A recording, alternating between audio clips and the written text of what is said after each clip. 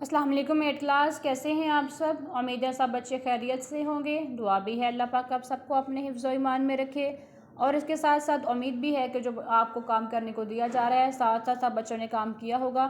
کل ہم نے جو پڑھا تھا وہ پاکستان کا پس منظر مکمل کیا تھا، اور ہم نے سر سید احمد خان کے حوالے سے کچھ پڑھا تھا، اور میں نے کہا تھا کہ ریڈنگ آپ لوگ یاد کریں گے، اور اس میں جو شارٹ کویسچن میں نے آپ کو بتائے تھے، میں نے کہا تھا کہ شارٹ کویسچن آپ لوگ جو ہیں وہ ہوم ورک میں کریں گے۔ تو امید ہے کہ آپ لوگوں نے ہوم ورک بھی کیا ہوگا اور اس کو یاد بھی کیا ہوگا۔ تو ہم پڑھ رہے تھے تحریک علی گڑھ اور سر سید احمد خان کی کچھ خدمات پڑھ رہے تھے۔ پہلے ہم نے ان کے کچھ مقاصد پڑھے تھے سر سید احمد خان کے تحریک علی گڑھ کے حوالے سے، پھر ہم نے ان کی ڈیٹ آف برتھ کے حوالے سے پڑھا، پھر ہم نے یہ پڑھا کہ انہوں نے مسلمانوں کی کس طرح مدد کی۔ نیکسٹ ہم پڑھیں گے کہ 1859 میں آپ نے مراد آباد میں ایک سکول قائم کیا۔ 1863 میں آپ نے غازی پور میں سائنٹیفک سوسائٹی کی بنیاد رکھی۔ آپ نے 1875 میں علی گڑھ میں جو سکول قائم کیا وہ 1877 میں کالج اور 1920 میں یونیورسٹی بن گئی۔ 20ویں صدی کے شروع میں مسلمانوں کا پڑھا لکھا طبقہ اسی تعلیمی ادارے کا تعلیم یافتہ تھا۔ اس میں اب آپ نے اچھے طریقے سے ہر چیز کو نوٹ کر لینا ہے کہ سب سے پہلے آپ نے مراد آباد میں کب سکول قائم کیا، پھر آپ نے غازی پور میں کب آپ نے غازی پور میں سائنٹیفک سوسائٹی کی بنیاد رکھی، یا یہ بھی ہو سکتا ہے کہ 1863 میں آپ نے کہاں پر اور کس چیز کی بنیاد رکھی۔ پھر آپ کا کویشچن ہو سکتا ہے کہ آپ نے علی گڑھ سکول کب قائم کیا، پھر وہ جو علی گڑھ سکول تھا وہ کب کالج بنا، اور پھر وہ کب یونیورسٹی بنا۔ تو اسی 2 لائنوں میں سے آپ سے 4 یا 5 کویشچن آپ کے بن سکتے ہیں، تو ان کو آپ نے شارٹ کویشچن میں لازمی لکھنا ہے۔ پھر رسالہ اسباب بغاوت ہند بھی سر سید احمد خان کی ایک ایسی خدمت تھی۔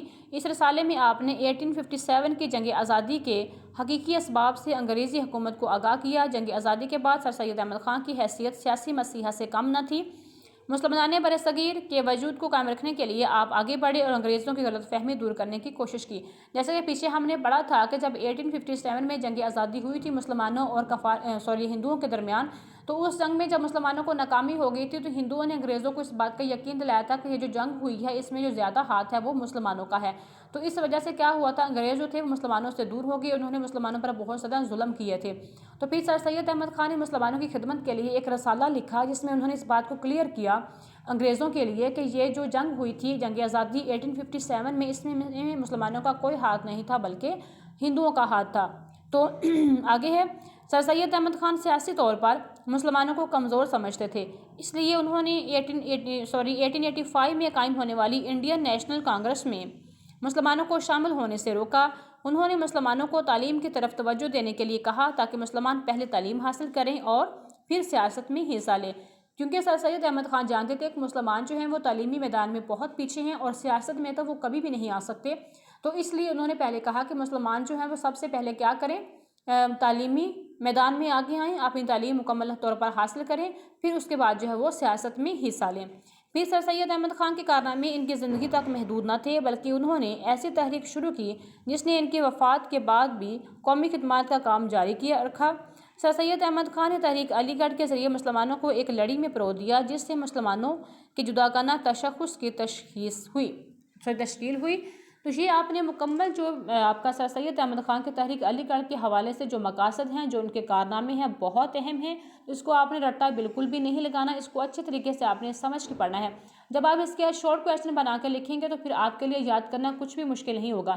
جیسے میں نے پہلے پوائنٹ میں سے آپ کے لیے 3 یا 4 کویشچن بنا دیے، پھر نیکسٹ پوائنٹ میں بھی آپ لکھیں گے کہ سر سید احمد خان کی سیاسی خدمت کون سی تھی، رسالہ اسباب بغاوت ہند تھی، اس میں انہوں نے کیا کیا تھا۔ آپ لکھو گے کہ انہوں نے 1857 میں جو جنگ ہوئی تھی اس میں جو ہندوؤں نے انگریزوں کو مسلمانوں کے خلاف بھڑکایا تھا، اس غلط فہمی کو دور کرنے کی کوشش کی تھی۔